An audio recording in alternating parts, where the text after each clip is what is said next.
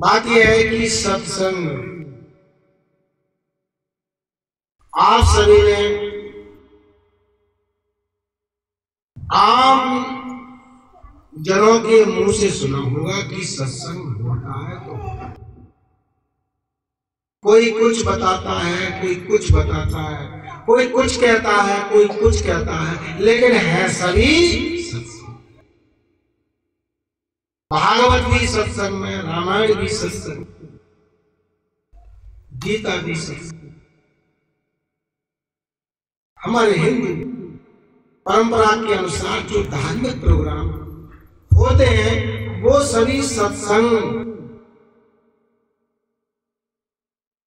लेकिन आपने ये चीज सुना होगा कि कक्षा चाहे 1 की, चाहे हाई स्कूल की, चाहे इंटर की, चाहे BSc, BCom, BA, MSc, MCom, MA, PhD, ये आपने नाम सुने होंगे, पढ़ने वाले सभी जानते हैं। क्या कहलाते हैं? पढ़ाई। कक्षा 1 में पढ़ता है वो भी क्या करता है? पढ़ाई। और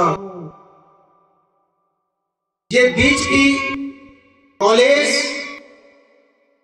और प्राइमरी से बीच के और डिग्री वाले एमएससी, हमको एमए या पीएचडी और भी पढ़ाई है, लेकिन सब क्या कहलाती है? पढ़ाई। आगे इस बात समझ। पीएचडी एक ऐसी डिग्री होती है कि यदि आप हिंदी के जो छोटे या से अनार बोला जाता है शुरू में, और त्रिशूल, छत्र से छत्री, ज्ञा से ज्ञान, ये अक्षर आपने सुने होंगे। इन छोटे आ से और ज्ञानी तक के अक्षर हैं, इनके बारे में भी पीएचडी से ही पता पड़ जाती है कि छोटू आ ये क्यों बना, इसका बनने का मतलब क्या हुआ, बड़ा क्या। यानी यहां से पढ़ाई शुरू होती है और पीएचडी में आकर के उसके बारे में पूरा विस्तार मालूम। फिर क्या कहलाते हैं? विषय विशेषज्ञ, doctor of philosophy, doctor of philosophy, PhD की फुल फॉर्म। विषय विशेषज्ञ। ऐसे ही चाहे एक आप धार्मिक भजन ले लीजिए, चाहे आप किसी मंदिर में लोटा लेके, धूप अगरबत्तियां लेके जा रहे हो, चाहे कहीं पर कोई धार्मिक चर्चा हो रही है, चाहे धार्मिक लीलाएं हो रही हैं, चाहे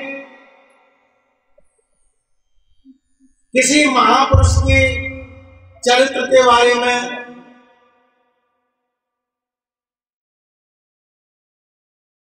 या जो अवतार हुए उनके चरित्र और जीवन के बारे में कहीं पर जो भी समाज लगता है, क्या कहलाता है? बोलो, सत्संग। क्या कहलाता है? सत्संग। सत्संग एक शब्द है, जैसे पढ़ाई, ऐसे ही धार्मिक मार्ग का नाम ही सत्संग। धर्म मार्ग से जो भी कार्य, सभाएं होती है, उसको कहते हैं सत्संग।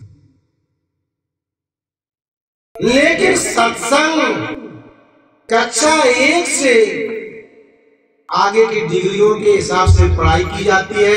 ऐसे ही सत्संग छोटे से लेकर ऊंचाई, सीढ़ी बाई सीढ़ी। लेकिन सत्संग का सीधा सीधा अर्थ है सत और संग। तो आमतौर से कहा जाता है सत्य का साथ,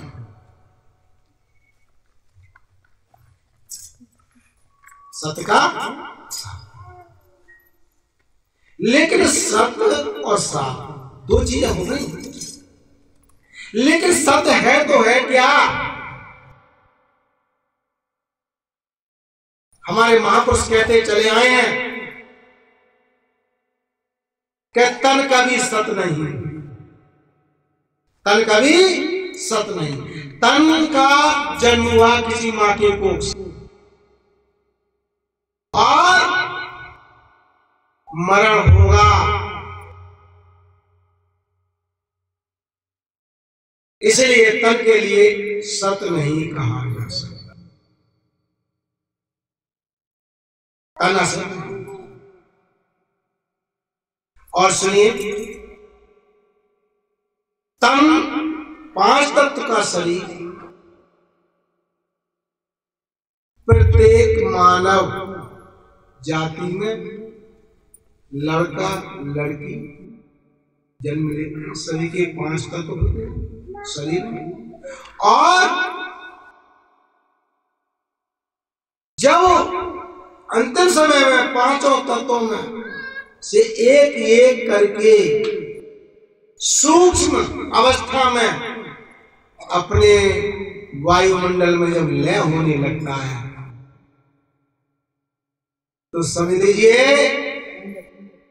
इस शरीर के अंदर जो जागृति है, बोलने की शक्ति है, सुनने की शक्ति है, देखने की शक्ति है, चलने की शक्ति है, हिलने की शक्ति है, कहने की शक्ति, सब समाप्त। सच है गलत है? मेरे प्रेमियों, तो यहीं पर आपके लिए यही चीज सत्य क्या है? फिर शरीर के अंदर सत्य क्या है? तन तो असत्य। लेकिन एक बात और ध्यान देना, जन्म होगा तो मरण होगा। जो जन्म और मरण के दायरे में जो चीज आती है वो कभी सत्य नहीं कहना। क्या कहा मैंने? कि जो जन्म और मरण के दायरे में आती है, चाहे एक साधारण मानव हो और चाहे कोई देवता का रूप धारण करके आया हो, चाहे अवतार हुआ हो, जितने भी महापुरुष आए पंच तत्व का शरीर लेकर ही आए। क्यों?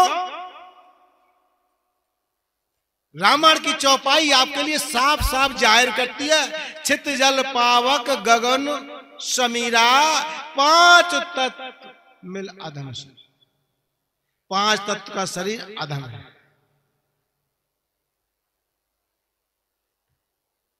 तो पांच तत्व का शरीर जो मां की कोख से जन्म लेता है वो कभी भी शरीर अमर नहीं है। वो शरीर अमर नहीं, मरण होता है। मानने के लिए श्री कृष्ण भगवान आए थे, पांच तत्व का शरीर। किसके पैदा हुए थे? देव की मां। श्री राम जी आए थे, वो किसके पैदा हुए थे? कौशल्या मां के आए थे। और जितने भी और भी भगवान हैं, बौद्ध भगवान मां के कोख से जन्म।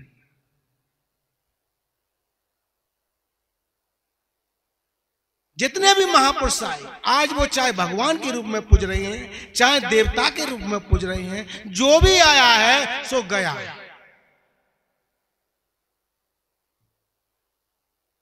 एक साखी बोलिए कबीर साहब, कि पत्ता टूटा डाल से,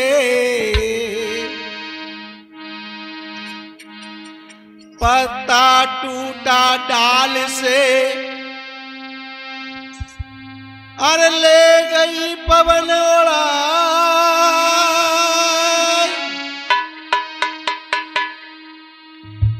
यहाँ के पिछड़े कब मिलेंगे और कहाँ गिरेंगे जाए।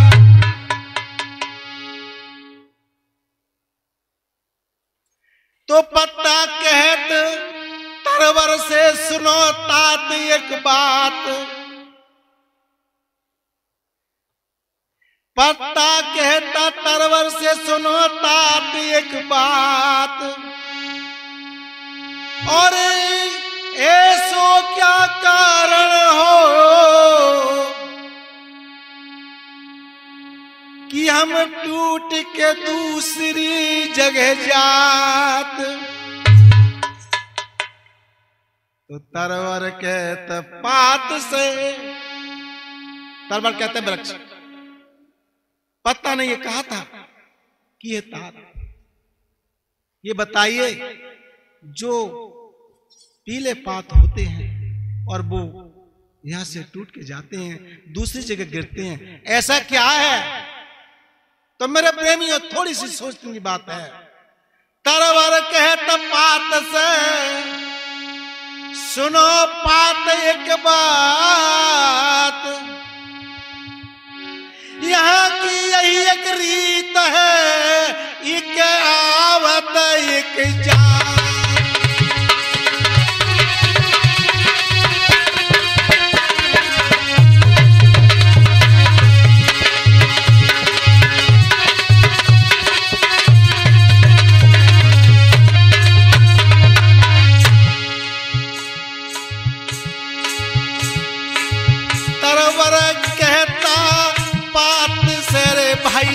सुनो पुत्र एक बात, यहाँ की ये रीत है रे भाई, एक आवत एक जात।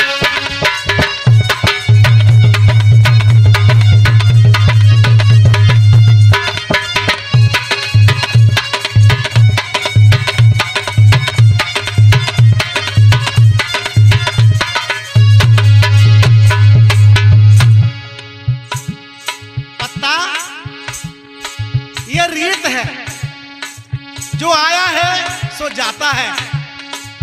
तुमसे पहले जो आए थे वो जा चुके, और तुम आए हो पीले पड़ के तुम ही जाओगे, ये रीत है, समझ गए?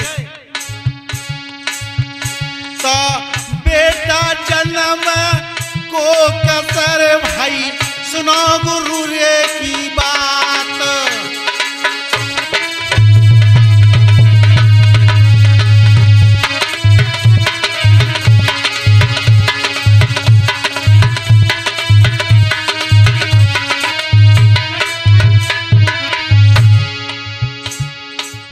बेटा बेटी जन्मे माँ की कोख से, सुनो गुरु ने किया बात, और जो जन्मो सो मरता है, और यही है ये एक बात।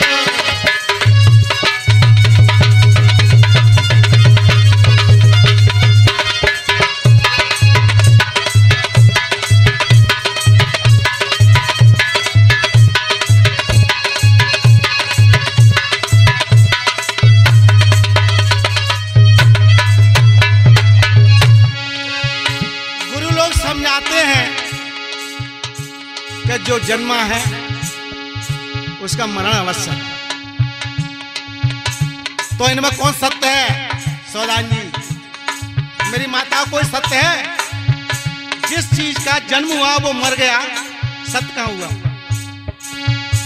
तो आप ये बताइए, थोड़ी देर के लिए जो अवतार हुए हैं वो सत्य नहीं है? क्यों?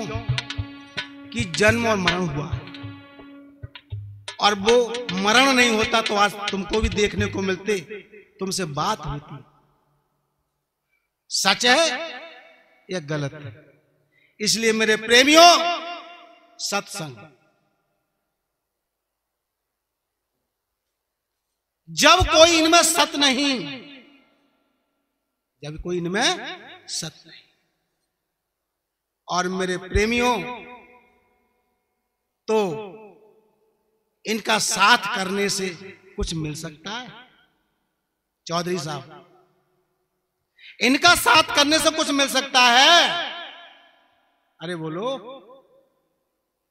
पहली बात तो है नहीं सामने। ये तो एक आपने मान लिया कि मानो तो देव ना तो पत्थर। तो आपने एक अपनी मति पूरी करने के लिए कह दिया कि मानो तो महादेव नहीं तो पत्थर है। यदि आपके लिए थाली मांझ करके अच्छी तरह से गोबर और उसमें दूध, घी और चीनी घोट दी जाए और आपके सामने घोटी गई है, तो आपसे कहा जाए कि मानो तो ये रबड़ी है और ना तो, अरे बोलो, तो आप फिर उस गोबर का इस्तेमाल कर लेंगे? क्यों?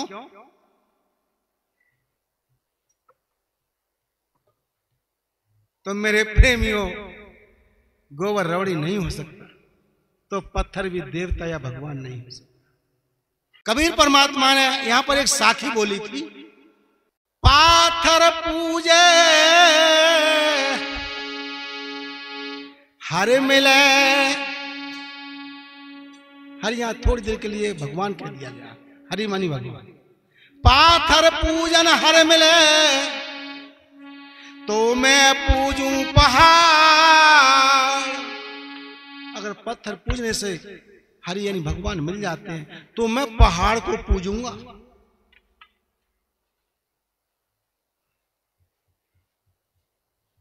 जो पाथर पूजन हर मिले तो मैं भी पूजूं पहाड़, और पहाड़ से कुछ नहीं मिले तो जन्म यखारत जाई।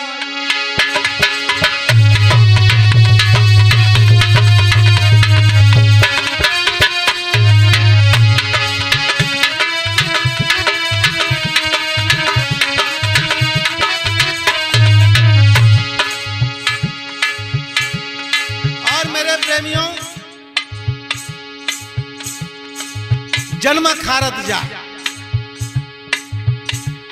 और जन्म चला ही जाता है। आज तक किसी ने ये नहीं बताया आकर के क्या हमें जो चीज प्राप्त हुई। और जो रात और दिन व्रत और उपवास धार्मिक मार्ग समझ के, धार्मिक प्रक्रिया समझ के और अपना जीवन समाप्त कर देते हैं, और एंड में उन लोगों के प्राण बहुत मुश्किल से निकलते हैं। जो भी व्रत करे, लोटा चढ़ाए, गंगा नहाए, मंदिर जाए, तीर्थ जाए, मेरे प्रेमियों, उसके अंतिम समय में प्राण बड़े मुश्किल से निकलते हैं। क्या कहते हैं? गाय, हमारे हिंदू धर्म में गाय को लाओ, पूंछ पकड़वा दो और गीता की थोड़ी सी श्लोक सुनवा दो, तो ये गाय जो पूंछ पकड़वा दी जाए तो बैकुंठ के ताई ले जाएगी गाय और पार हो जाएंगे। मेरे प्रेमियों, कितनी अच्छी बात बताई है हिंदू धर्म में। और गंगा का जल डाल दीजिए मुंह में, तुलसी के पत्र डाल दीजिए, प्राण निकल जाएंगे। मेरे प्रेमियों, प्राण फिर भी नहीं निकलते। अब क्या करोगे? होए वही रे तूने कर राखा,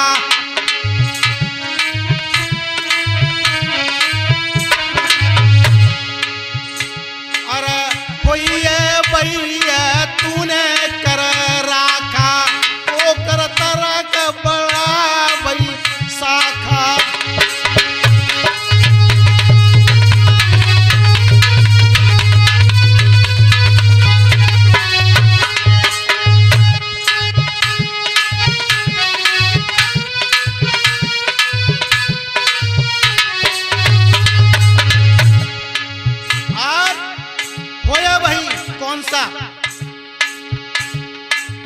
मानस तन पाकर और तन अपनी जिंदगी में असत्य का साथ दिया, अधर्म का साथ दिया और औरों के सामने बन के भगत जी संसार को बहकाता रहा। लेकिन तेरा कर्म, रामायण की चौपाई में गोस्वामी जी ने भी लिखा है, होया वही जो राम रच राखा को करतो पड़ावे साथ। मेरे प्रेमियों, जो आपने कर्म किया है उस कर्म का फल आपके खाते में लिखा जाता है। जब खाते में लिखा जाता है और एंड में जब हिसाब होता है, जैसे किसी से आप लेन देन बनिए से कर लीजिए और पड़ोस में रह रहे हैं उसके पास, और जो अपने देश या अपने मुकाम के लिए जाना चाहेंगे तो लाला क्या कहता है बनिया पता है, भैया मेरा हिसाब कर दीजिए। जब हिसाब बनिए का रह जाएगा तो क्या आप अपने मुकाम को जा सकते हो? अरे बोलो। ऐसे ही आप जहां से आए थे इस ब्रह्मांड में, यहां का जो न्यायाधीश है, जब आपका जाने का नंबर आता है तो अपने जो उसके हुक्मगीर हैं न्यायाधीश के, काल भगवान, तो वो कहता है कि बही खाता उठाओ और इससे पूछो क्या किया है और इसने क्या नहीं किया है, कैसा किया है, उसका रिजल्ट। और रिजल्ट जब आता है कि अच्छा कम असत्य ज्यादा, तो क्या होता है, आपका प्रारब्ध बन जाता है, तो उस प्रारब्ध के अनुसार ही आपको कहीं ना कहीं भेजा जाता है। तो मैं वहीं फिर ले जाना चाहता हूं कि जितने भी 5 तत्व के शरीर से जो मां की कोख से जन्म लिया है और वो मरण होता है, जन्म और मरण, तो वो असत्य है। तो कितने जिनकी पूजा संसार के अंदर हो रही है वो सत्य है? अरे बोलो, नहीं है। फिर किसका साथ? असत्य का साथ करना नहीं है, सत्य का साथ करना है। तो जो सत्य को लखाए दे, जो सत्य को लखाए दे, सत्य कौन है?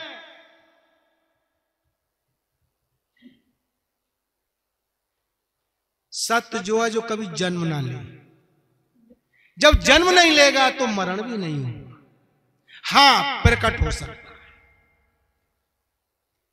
क्या हो सकता है? प्रकट। क्यों? कि जब वो तुम्हारे लिए दुनिया में पैदा कर सकता है, जल पर काई कर सकता है, ब्रह्मांड की रचना कर सकता है, तो क्या अपना शरीर धारण करके नहीं आ सकता है वो?